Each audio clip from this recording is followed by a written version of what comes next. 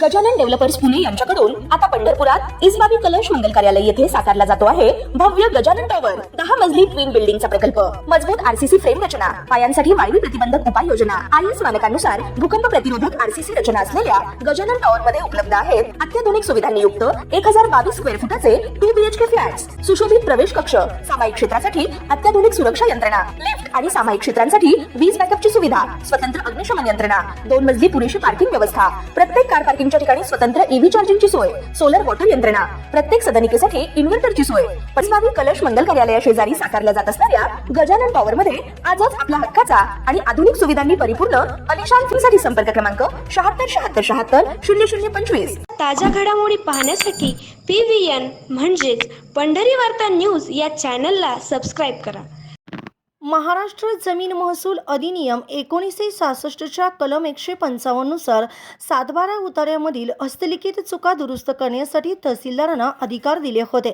मात्र काही तहसीलदारांनी अधिकार नसताना नवीन शर्तीचे शेरे, कुळ कायद्यानुसार दाखल केलेले शेरे तसेच वारस नोंदीचे आदेश जारी केल्याचे दिसून आले। या कलम 155चा गैरवापर प्रकरणातील पुणे महसूल विभागाच्या 69 अधिकाऱ्यांची विभागीय चौकशी तर 35 अधिकाऱ्यांकडून खुलासे मागवले होते। त्यामुळे आता कारवाईच्या भीतीने महसूल विभागातील या 84 अधिकाऱ्यांचे धाबे दणाणले आहेत। जिल्ह्यात कलम 155च्या गैरवापर केल्याच्या तक्रारी राज्य शासनाकडे आल्या होत्या। त्यानुसार गेल्या 5 वर्षातील अशा आदेशांची तपासणी करण्यासाठी नाशिकचे विभागीय आयुक्त प्रवीण गेडाम यांची चौकशी समिती नेमली होती। समितीने यापूर्वी राज्य शासनाला अहवाल दिला आहे। त्यामध्ये अत्यंत गंभीर श्रेणीतील 13 प्रकरणांमध्ये जबाबदार आढळलेल्या 15 अधिकारी कर्मचाऱ्यांना निलंबित केले आहे।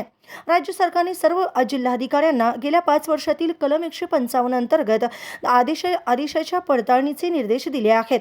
राज्य सरकारने अधिकाऱ्यांकडून खुलासे मागून त्याची छाननी केली आहे। सुरुवातीला 129 अधिकाऱ्यांना कारणे दाखवा नोटीसी बजावल्या होत्या, नंतर ही संख्या 135 पर्यंत पोहोचली। महाराष्ट्रामध्ये महसुली कायद्याच्या 155 कलमाखाली शुद्ध लेखनाचा अधिकार आहे, शुद्ध लेखनाची दुरुस्ती करण्याचा अधिकार आहे, नावामध्ये दुरुस्ती करण्याचा अधिकार आहे। परंतु महसूल विभागाच्या काही अधिकारी कर्मचाऱ्यांनी 155 कलमाचा दुरुपयोग करून मोठ्या प्रमाणावर गैरव्यवहार आणि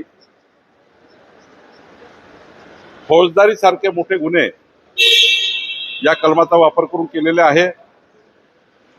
विधिमंडळामध्ये प्रचंड या ठिकाणी असंतोष होता। चौकशी समिती गठीत करण्यात आली। विभागीय आयुक्त नाशिक आणि मोठी चौकशी समिती या ठिकाणी होती। या समितीने जो अहवाल दिला आहे, या अहवालामध्ये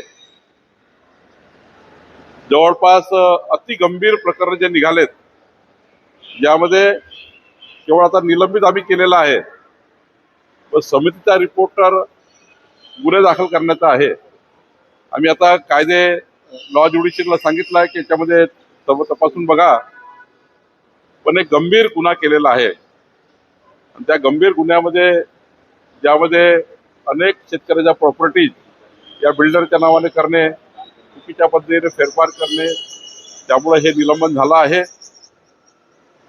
कोकणामध्ये 70B मध्ये अशीच परिस्थिती झाली आहे। 70B या कलमाचा दुरुपयोग केला गेला, काही ठिकाणी 85 या कलमाचा दुरुपयोग केला गेला।